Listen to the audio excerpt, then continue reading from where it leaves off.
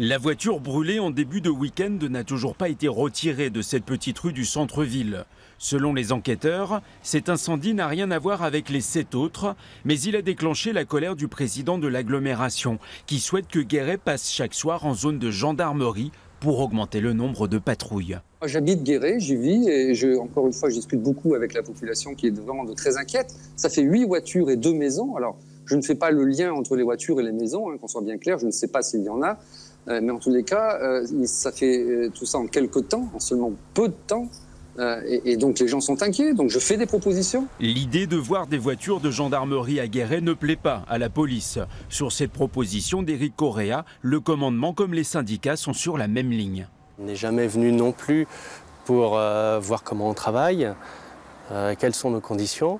On l'invite d'ailleurs cordialement à venir voir comment ça se passe.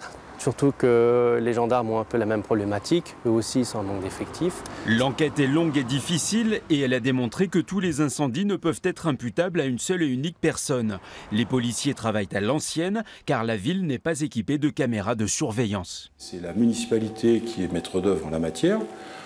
Moi j'ai essayé de faire valoir les avantages d'un système, un dispositif comme celui-là.